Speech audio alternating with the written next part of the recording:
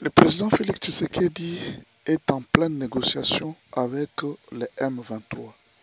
Il y a beaucoup de gens qui ne savent pas et beaucoup de gens sont en train de chercher à lui imposer, mais Félix doit négocier avec les M23, mais il est déjà en pleine négociation avec les M23. Vous lui avez demandé, vous tous, que le président aille à la Russie. Non, il a refusé, il a dit non, bon, moi je préfère aller négocier avec les M23. Voilà. Et maintenant, là, nous sommes en train de parler. Le président Félix est en pleine négociation avec les M23. Peut-être bientôt, vous allez voir que beaucoup de choses vont changer sur terrain. Alors, il y a beaucoup de gens qui se posent la question, mais comment se fait-il qu'il négocie encore avec les M23? Lui qui avait dit que je ne négocierai jamais avec les M23. C'est là la plus grande question. Le président Félix utilise un terme que peut-être les gens ne comprennent pas. Je ne veux pas négocier avec des pantins. C'est-à-dire quoi un pantin? Au fétiche, on vient de se rendre compte que même Kagame lui-même est un pantin. Vous voyez, Kagame a fui les négociations de Luanda. Il n'est pas parti. Kagame n'est pas parti à Luanda. Il n'est pas parti. Mais alors, il a fui les négociations de Luanda. Et le président Félix est parti en Allemagne. Le président Félix est parti aux États-Unis. Avec la France, ça n'a pas marché. Et voilà, il y a une résolution qui a été faite au niveau des Nations Unies. Les États-Unis ont pris des décisions. Les sanctions que l'Union européenne refusait de sanctionner Kagame. Les sanctions commencent à tomber partout. Et on commence à les sanctionner de partout. Et tout le monde est en train de parler d'une chose. Il faut respecter l'intégralité territoriale de la RDC. Pourquoi? Ils en savaient. Ils savaient qu'il y avait un plan où on devrait couper la RDC à travers Kagame. C'était le plan. On lui a donné 30 ans. C'est en fait ça la déception des Occidentaux. On lui a donné beaucoup de temps pour faire la mission qu'il avait à faire. Bon, il a vu la richesse. Kagame a vu la richesse. Il s'est laissé aller par les miels de la RDC. Et au lieu de faire ce qu'on lui avait donné de faire, de couper la RDC en deux, pendant 30 ans, il n'a pas pu le faire. Mais dites-moi, quel soutien encore tu veux qu'on t'accorde maintenant? On t'a donné 30 ans pour couper la RDC. Il n'a pas pu couper. Il s'est contenté de la grandeur, des honneurs. Il est devenu grand en Afrique et tout ça. Et il n'a pas accompli la mission qu'on lui avait donnée de faire la balkanisation de la RDC. Et maintenant que le plan qui était fait est déjà découvert, maintenant quel soutien encore on va te donner? Donc les M23 dont on parle ici, c'était l'Union européenne avec l'OTAN. C'était eux qui finançaient Kagame et tous les M23 que vous voyez. Alors fallait-il que Félix Tshisekedi, c'est plus au niveau de ces soldats qui étaient là à Beni ou à Bukavu en train d'avancer, non, à Goma, à Bukavu en train d'avancer. Il fallait qu'il aille chez ces soldats-là, ou bien il fallait qu'il aille chez ses commanditaires. Vous savez, quand un fou ou bien quand une personne te lance une pierre, tu ne peux pas laisser sur la pierre en train de te battre avec la pierre. Il faut suivre la personne qui t'a jeté la pierre. La pierre de la RDC nous a été jetée par les Occidentaux. Ce sont eux qui ont jeté la pierre. Alors le président Félix a choisi un bon chemin, d'aller négocier directement avec les Occidentaux. Au lieu que les minéraux passent par Kagame, que les minéraux commencent à passer par... qu'ils achètent même, les Occidentaux, qu'ils achètent les minéraux normalement. Mais alors, malheureusement, nous voyons beaucoup de Congolais dire que non, certains Congolais dire que non, voilà, la RDC n'a plus de minéraux. Pourquoi le président Félix est parti négocier? Maintenant, si la RDC n'a plus de minéraux, mais alors pourquoi alors les M23 et les Rwandais se battent? Hein? Ils se battent pourquoi s'il n'y a plus de minéraux? Donc tous ces gens peuvent accepter de perdre leur vie pour un pays qui n'a pas de minéraux.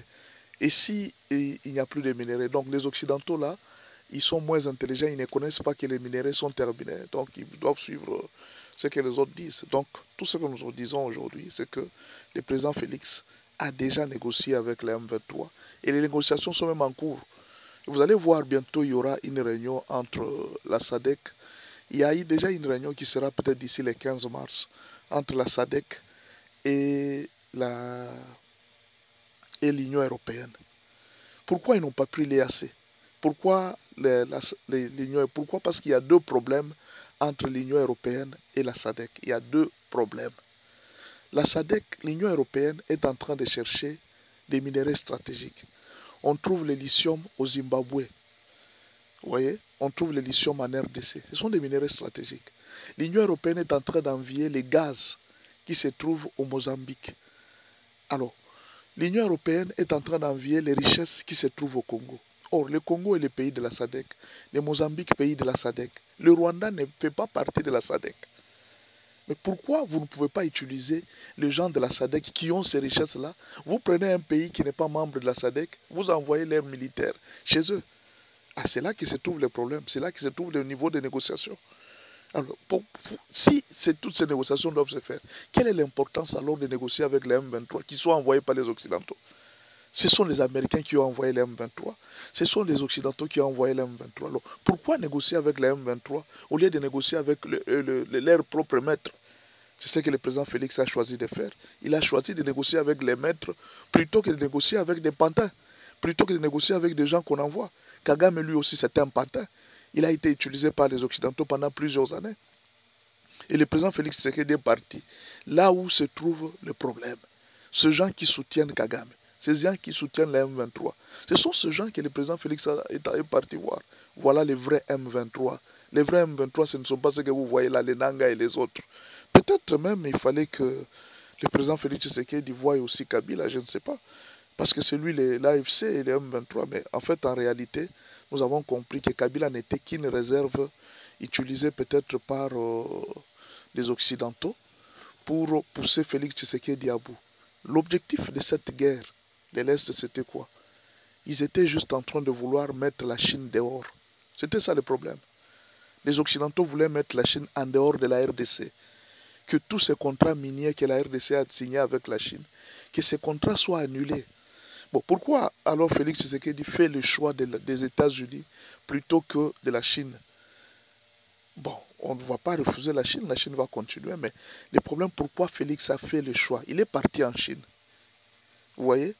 Mais vous voyez que la Chine n'a pas pesé de son veto pour empêcher les Rwandais à faire. Par contre, la Chine a continué à acheter les coltans qui tuent les Congolais au Rwanda.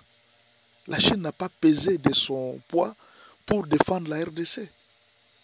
Bon, la Russie, c'est un pays sur lequel il ne faut pas trop compter parce que la Russie n'a pas besoin des minéraux congolais. Ce qui fait que l'intérêt russe par rapport aux intérêts américains n'est pas le même. La Russie a plusieurs minéraux dans son pays. Voilà pourquoi la Russie n'envie pas. La Russie faire les accords avec la RDC, ce n'est pas vital pour la Russie. Mais les accords entre la RDC et les États-Unis, c'est vital. Les États-Unis peuvent investir même leurs armements pour chercher des minéraux. Mais ce n'est pas ce que les Russes peuvent faire. Les Russes peuvent faire juste pour une coopération. Mais ils peuvent nous laisser aussi dans une guerre terrible. Mais les Américains peuvent interdire la guerre. C'est ça l'avantage des Américains. Parce que ce sont eux-mêmes les commanditaires de ces guerres. Ils peuvent arrêter la guerre.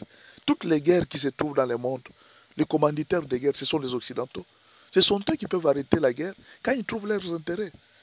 Mais alors, pourquoi continuer à s'allier encore à la Russie si nous avons déjà une grande puissance avec nous? L'essentiel, c'est d'être aligné derrière une grande puissance. C'est ce qui est important. Parce que nous sommes c'est comme ça, le monde marche comme ça. Vous n'allez pas condamner, non, Félix, pourquoi il n'est pas allé à la Russie? C'est bien, mais la Russie n'a pas les mêmes intérêts stratégiques que les États-Unis en RDC. La Russie peut venir pour un partenariat gagnant-gagnant, mais déjà, beaucoup de minéraux que nous avons, la Russie en a déjà. La Russie a presque tous les minéraux que la RDC a.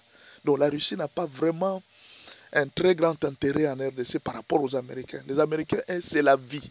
La RDC, pour eux, c'est vital. Ils ont besoin des minéraux pour conserver leur puissance devant la Chine. Et c'est ça le grand problème. Alors le président Félix a choisi de négocier directement avec les M23 qui sont en Occident plutôt qu'avec les M23 qui sont envoyés en Afrique. Donc, si nous comprenons bien, les M23 qui sont à Goma, les M23 qui sont à Bukavu, ce n'est qu'une pierre qui a été jetée par l'Occident. Et le président Félix n'a pas voulu suivre la pierre qui lui a été jetée, mais il a plutôt cherché à suivre la personne qui a jeté la pierre pour lui poser la question, qu'est-ce que vous voulez? Parce que même si on posait la question à Kagame, qu'est-ce que tu veux? Qu'est-ce que Kagame allait dire?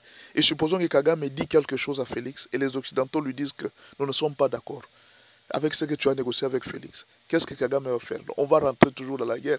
Mieux vaut aller voir les commanditaires de cette guerre plutôt que de chercher à voir une seule personne qui peut-être ne fera rien pour nous. Donc, le président Félix Tshisekedi a bien négocié avec les M23 qui sont aux États-Unis, en Europe, plutôt qu'avec les M23 qui sont à Goma. Voilà ce que nous pouvons vous dire comme réalité. Merci beaucoup.